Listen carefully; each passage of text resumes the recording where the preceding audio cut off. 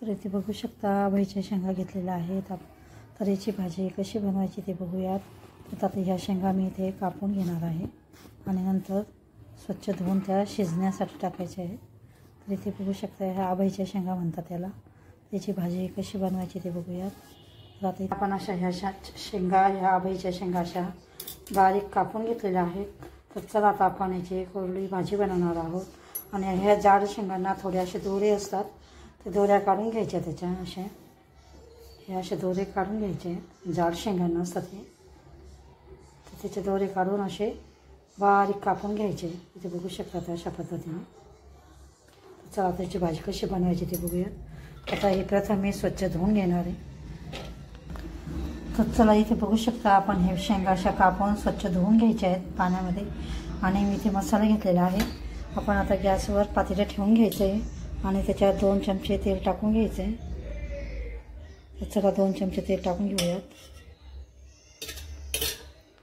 तर इथे बघू शकता 2 चमचे तेल टाकून घेतलेलं आहे। तेल आपलं छान असं तापलेलं आहे इथे बघू शकता। तर आता आपण अर्धा चमचा राई टाकून घ्यायची। शेंगा एकदम आयुर्वेदिक अशा शेंगा आहेत ह्या। एकदा दोनदा तरी ही भाजी करून खायलाच पाहिजे। तर चला आता ही कशी बनवायची ते बघूयात। मी इथे अर्धा चमचा मोहरी टाकून घेतलेली आहे, 1 चमचा जिरं,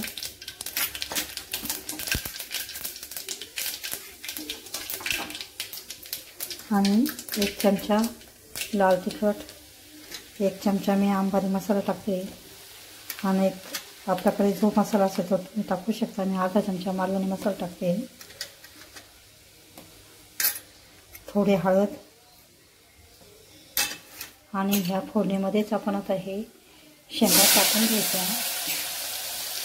स्वच्छ पाण्यामध्ये धुवून त्याला फोडणीमध्ये सुद्धा टाकून परतून घ्यायचं आहे।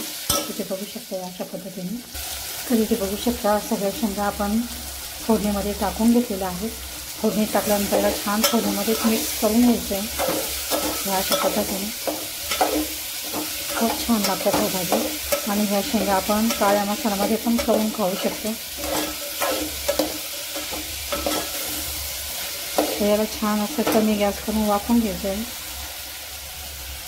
हे आपल्या कवळ्या शेंगा आहेत, घेताना शक्यतो अशा कवळ्याच घ्यायच्या आहेत। जर माझी व्हिडिओ रेसिपी आवडत असेल तर लाईक करा, शेअर करा, चॅनलला सबस्क्राईब करा। तर चला आता याच्यामध्ये आपण मीठ नंतर टाकूयात। तर आता इथे मी झाकण ठेवून याला वाफवून घ्यायचं आहे, शिजवून घ्यायचं आहे शेंगा। तर चला याच्यामध्ये आपण आपल्या ह्या मसाल्यामध्ये असे छान शेंगा परतून झालेल्या आहेत। इथे बघू शकता थोडंसं पाणी टाकून घ्यायचं आहे, अर्धा ग्लास पाणी टाकून झालं की आपण याच्यावर झाकण ठेवून याला छान असं शिजवून घ्यायचं आहे। इथे मी अर्धा ग्लास पाणी टाकून घेतलेलं आहे आणि याला ह्या पाण्यामध्येच आता आपण शिजवून घेणार आहोत। झाकण ठेवून द्यायचे आणि शिजू द्यायचे। 10-15 मिनिटांमध्ये आपल्या शेंगा अशा छान शिजून जातात। तर चला इथे आपण आवश्यकतेनुसार मीठ टाकून घ्यायचं आहे। मी ते साधारण अर्धा चमचा असेल हे मीठ, अंदाजानुसार मीठ टाकून घ्यायचं आहे। मी अर्धा चमचा टाकते। मीठ टाकल्यानंतर याला छान असं मिक्स करून घ्यायचं आहे। तुम्ही याला अशा थोडी रशाची पण ठेवू शकता किंवा तुम्ही याला कोरडी पण करू शकता। तर आता याला चला आपण याला छान असं शिजवून घ्यायचं आहे। तर इथे बघू शकता आपण अर्धी वाटी शेंगदाण्याचं कूट ह्या शेंगाच्या भाजीमध्ये पण टाकून घ्यायचं आहे आणि असे ही छान फोडणीमध्येच याला छान असं शिजवून घ्यायचं आहे। आधी आपण तेला मिठात ह्या शिजवून घेतल्या, नंतर शेंगदाण्याचं कूट टाकून अशा कोरड्या बनवलेल्या आहेत। तर अशा ह्या छान आपल्या आभाईच्या शेंगा तयार होतात। शेंगदाण्याचे कूट टाकून पण ह्या छान लागतात। तर अशा पद्धतीने पण ह्या शेंगा आपण करू शकतो। तर हा व्हिडिओ आवडल्यास लाईक करा, शेअर करा, चॅनलला सबस्क्राईब करा। तर अशा कोरड्या शेंगाची भाजी तुम्ही पण नक्की करून बघा।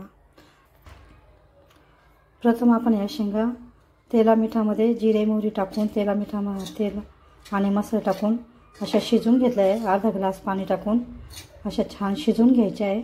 नंतर त्या कोरड्यासारखी आपण त्याच्यामध्ये शेंगदाणे आणि लसूण तळलेलं थोडंसं वाटण त्याच्यात टाकून घ्यायचं आहे आणि असे 5 मिनटं असं छान असं परतून घ्यायचं आहे फोडणीमध्ये असं कोरड्या झाल्यानंतर। तर अशा पद्धतीने आपली छान अशी कोरडी भाजी शेंगदाण्यामध्ये पण ही छान अशी तयार होते। तर अशी भाजी तुम्ही पण नक्की करून बघा। व्हिडिओ आवडल्यास लाईक करा, शेअर करा, चॅनलला सबस्क्राईब करा। व्हिडिओ बघितल्याबद्दल धन्यवाद। मस्त खा आणि स्वस्थ राहा। पुन्हा भेटूया अशाच नवीन व्हिडिओसोबत। तोपर्यंत बाय।